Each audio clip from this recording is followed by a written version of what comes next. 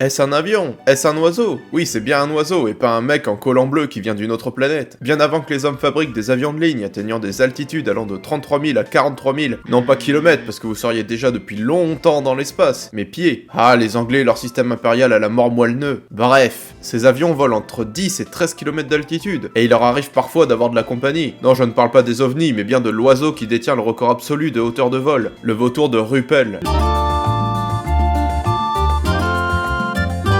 Salut les jeunes, je suis Tellingast et aujourd'hui on s'envoie en l'air. Le royaume des cieux est surplombé par un oiseau de proie de la famille des vautours. Eh oui, c'est moi, le vilain oiseau de proie. Le gypse ruepeli ou vautour fauve de Ruppel, du nom de son découvreur, le naturaliste allemand Eduard Ruppel. Ce volatile habite dans les prairies, montagnes et forêts de la région du Sahel et en Afrique de l'Est. Mais depuis les années 90, on peut également l'observer en Europe et notamment dans les gorges du Verdon en Provence par exemple. À l'âge adulte, il peut atteindre les 1 mètre de long pour une envergure de 2,6 mètres et un poids de 9 kg. Il vole à une vitesse moyenne de 35 km/h pendant 6 à 7 heures par jour, et jusqu'à 150 km pour trouver de la nourriture. Comme tous les vautours, il est strictement charognard. La calotte c'est moi, Jesus. Il est particulièrement friand des restes laissés par un animal tué par un lion ou un autre grand prédateur de la savane. Cet oiseau est surtout connu comme étant le volatile atteignant la plus haute altitude en vol au-dessus du niveau de la mer. La preuve? Bah c'est un peu trash, mais on est sûr de ce record car le 29 novembre 1973, c'est en survolant Abidjan, la capitale de la Côte d'Ivoire, qu'un avion à réaction en a aspiré un dans un de ses moteurs alors qu'il volait à 11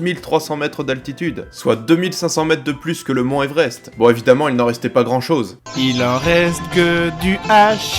À part une quinzaine de plumes permettant son identification, une fois que l'avion se soit posé sans autre incident majeur. Comment cet oiseau fait pour voler à une altitude où l'oxygène se fait rare? Eh bien il possède une variante spécialisée de l'hémoglobine alpha D, une protéine ayant une grande affinité avec l'oxygène. Elle permet notamment au vautour de l'absorber efficacement malgré la faible pression partielle de la troposphère, la zone située entre les 8 et 15 km d'altitude. Depuis 2015, le vautour de Ruppel est considéré comme étant en danger critique d'extinction. Sa population totale est estimée à environ 22 000 individus. Si cette capsule vous a plu, n'oubliez pas de vous abonner et de clocher, vous connaissez la chanson. Quant à moi, je vous retrouve dans une prochaine vidéo. Salut les jeunes!